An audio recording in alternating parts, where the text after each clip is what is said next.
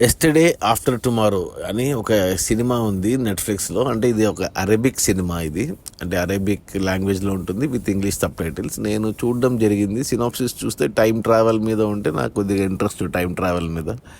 So అందుకు చూశాను. 1:50 ఉంది కదా అని చూశాను.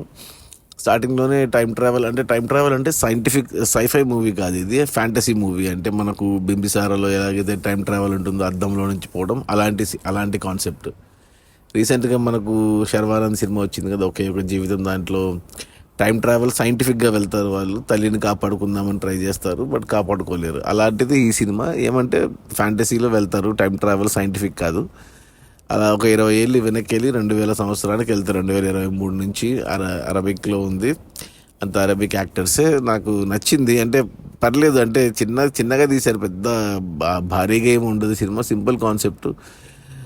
అలా వెళ్తారు, వాళ్ళ ఫాదర్ని కాపాడుకోవడానికి వెళ్తారు. మరి కాపాడుకున్నారా లేదా అనేది సినిమా. ఏమంటే అంత బాగానే ఉంది, కానీ లాస్ట్లో ఏదైతే ఉందో కొద్దిగా రష్ అయినట్టు అనిపించింది. అంటే కొద్దిగా లాజిక్స్ మిస్ అయ్యాయి. అంటే వీళ్ళు టైం ట్రావెల్ చేసి రావడము, ఫ్యూచర్లో వాళ్ళని కలుసుకోవడం, పాస్ట్లో వాళ్ళని కలుసుకోవడము, వాళ్ళకి ముందే అంటే వాళ్ళకి ఎలా తెలుసు వీళ్ళు అక్కడి నుంచి వచ్చారు అని కొద్దిగా అంత హరీబరీగా, కొద్దిగా ఇల్లాజికల్గా, లాజిక్లెస్గా ఉంది. కానీ బట్ ఓవరాల్గా కాన్సెప్ట్ కానీ ఎగ్జిక్యూషన్ కానీ చిన్న సినిమా, బట్ చూడొచ్చు హ్యాపీగా, ఫ్యామిలీతో కలిసి చూడొచ్చు.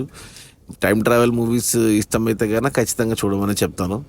నా రేటింగ్ వచ్చేసి 2/5. దీనికి ఓకే అని చెప్తాను. మరి గ్రేట్ సినిమా కాదు, గ్రేట్ బడ్జెట్ కాదు. అరబిక్ వాళ్ళవి కొద్దిగా లో బడ్జెట్లో ఉంటాయి. ఆ సినిమా అంతా ఒకే ఇంట్లో తీశారు. సో ఎక్కువ గ్రాఫిక్స్ కానీ టెక్నికల్ సైడ్ కూడా ఎక్కువ ఏం లేదు, సింపుల్గా ఉంటుంది.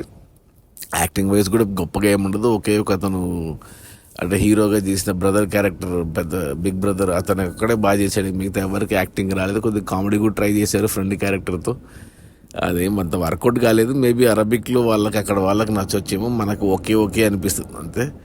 జస్ట్ టైం ట్రావెల్ మీద క్యూరియాసిటీతో చూశాను. అరబిక్ సినిమాలు ఎలా ఉంటాయని చూశాను కాబట్టి ఓకే అంటే. నెట్ఫ్లిక్స్లో ఉంది, ఇంగ్లీష్ సబ్ టైటిల్స్తో చూడొచ్చు, అర్థం చేసుకోవచ్చు, ఫ్యామిలీతో కూడా చూడొచ్చు. ఓకే, కుదిరితే చూడండి. Okay, bye.